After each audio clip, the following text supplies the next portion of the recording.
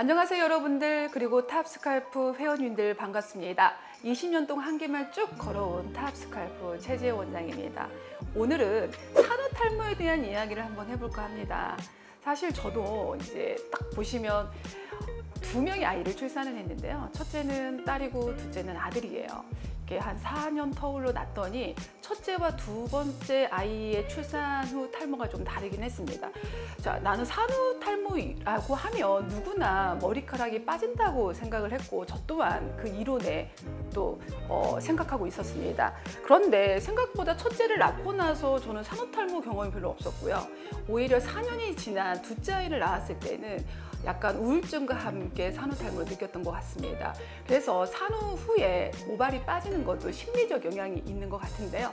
임신 기간 동안은 일반인과 다른 호르몬이 발생되기 때문에 모발의 시기도 좀 달라집니다. 우리가 일반적으로 모발이 성장하는 시기를 우리 성장기, 그리고 모발이 유지되는 시간을 우리가 휴직이라고 하고요. 모발이 탈락되는 시기를 우리는 퇴행기라고 합니다. 임신 기간에는 임신을 유지해야 되기 때문에 호르몬이 더 많이, 여성 호르몬이 많이 분비되는데요. 이 기간 동안에는 모발이 잘 탈락되지 않습니다. 그런데 출산과 함께 이제 유즙이 분비되는 이제 수유의 상태가 들어가면서 그 이후부터 약 90일 이후부터 머리가 빠지기 시작하는데요.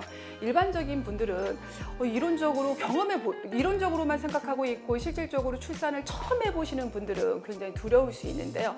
일반적으로 하루에 70에서 80가닥 이상의 약 2~3배 이상까지도 우리 정상 범위로 봅니다.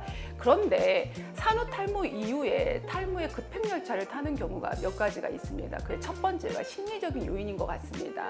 이제 환경의 변화로 인해서 아이가 생기고 잠을 못 자고 수면의 부족의 현상이 누적이 되고, 또 생활 습관이 바뀌게 되고 환경이 바뀌다 보니까 사실 우리 젊은 여성분들이 굉장한 스트레스를 받게 됩니다. 그럴 때마다 스트레스를 푸는 방법을 스스로 좀 해결하는 게 좋을 것 같고요. 두 번째는 두피를 청결하게 유지하는 겁니다.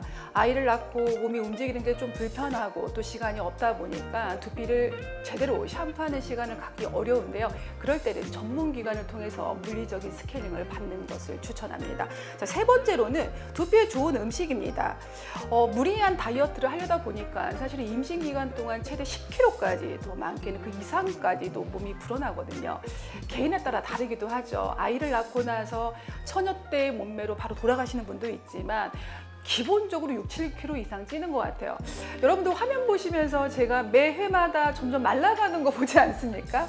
제가 이제 습관을 좀 바꿨습니다. 지금 사실 둘째를 낳고 나서 한 6kg 정도 제가 체중이 불어나 있다 보니까 사실 옷도 잘 안 맞고, 그리고 매일매일 보는 제 모습도 만족이 안 되는 거죠. 그래서 습관을 바꿔서 지금 체중 감량에 들어갔는데요.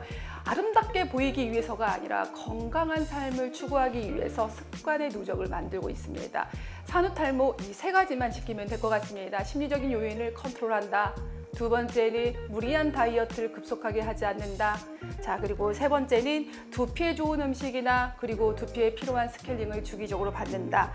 두피를 튼튼하게 유지시켜서 출산 후 탈모를 방지하는 것이 굉장히 중요합니다. 자, 임신 계획이 있으신 분들, 그리고 출산 후 산후탈모를 겪고 계신 분들, 여러분들의 고민을 가까운 탑스칼프에서 해결해 드리니까요. 주저하지 말고 바로 방문하셔서 탈모를 미리 예방하시게 됩니다.